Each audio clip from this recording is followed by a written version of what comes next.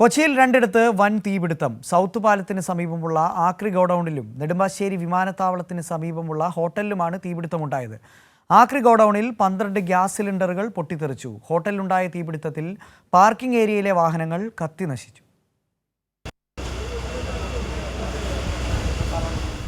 പുലർച്ചെ 2 മണിയോടെയാണ് എറണാകുളം സൗത്ത് പാലത്തിന് സമീപമുള്ള ആക്രി ഗോഡൌണിൽ തീപിടുത്തമുണ്ടായത്. ഗോഡൌണിൽ സൂക്ഷിച്ചിരുന്ന 12ഓളം സ്ക്രാപ്പ് ഗ്യാസ് സിലിണ്ടറുകൾ പൊട്ടിത്തെറിച്ചു. 9 തൊഴിലാളികളെ അഗ്നിശമന സേന രക്ഷപ്പെടുത്തി. തീപിടുത്തത്തെ തുടർന്ന് ട്രെയിൻ ഗതാഗതം തടസ്സപ്പെട്ടു. സൗത്ത് പാലത്തിലൂടെയുള്ള വാഹന ഗതാഗതവും നിയന്ത്രിച്ചു. 12ഓളം ഫയർഫോഴ്സ് യൂണിറ്റ് എത്തിയാണ് തീ നിയന്ത്രണ വിധേയമാക്കിയത്. ഇത്തരം സ്ഥാപനങ്ങൾ നമ്മൾ പറയുന്നത് LSGDയുടെ നോംസ് പ്രകാരം ഫയർ സിസ്റ്റം ചെയ്യണമെന്നാണ്. അത് പുതിയ നോംസാണ്. ഫയർ സിസ്റ്റം ചെയ്താൽ മാത്രമേ പുതുതായിട്ട് നമ്മൾ അനുമതി കൊടുക്കുന്നുള്ളൂ. നിലവിലുള്ള സ്ഥാപനങ്ങൾ സ്ഥാപന മേധാവികൾ സ്വയമേ ചെയ്യണമെന്നാണ്. നിലവിൽ ഈ ഒരു സ്ഥാപനത്തിന് അങ്ങനെ ഒരു സിസ്റ്റം കാണുന്നില്ല. അങ്ങനെ ഉണ്ടായിരുന്നെങ്കിൽ ഇത്രയും വലിയൊരു ഫയർ ഉണ്ടാകത്തില്ലായിരുന്നു. നിശ്ചയ തന്നെ ഇത് കൺട്രോൾ ചെയ്യാൻ പറ്റുമായിരുന്നു. അത് അനാസ്ഥയാണ് ഇവിടെ.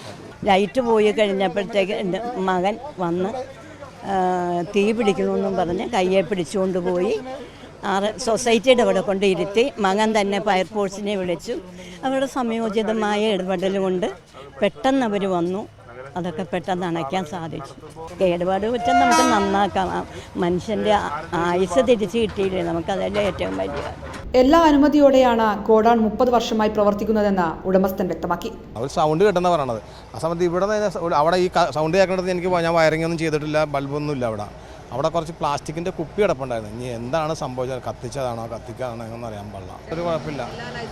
എല്ലാ ലൈസൻസ് കൊണ്ട് എല്ലാ GST ഇൻകം ടാക്സ് എല്ലാം കറക്റ്റ് ആയതുകൊണ്ട് പിന്നെ വന്നിപ്പൊന്നും ചെയ്യാൻ പറ്റില്ല. അതേസമയം നെടുമ്പാശ്ശേരി വിമാനത്താവളത്തിൽ 12 മണിയോടെയാണ് തീപിടുത്തമുണ്ടായത്. ആപ്പിൾ റെസിഡൻസി ഹോട്ടലിലെ പാർക്കിംഗ് ഏരിയയിലാണ് തീ പടർന്നത്. ഒരു കാർ പൂർണ്ണമായും 3 കാറുകളും ഏതാനും ബൈക്കുകളും ഭാഗികമായും കത്തിനശിച്ചു. 2 അപകടങ്ങളിലും ആളപായമില്ല എന്നത് ആശ്വാസമായി.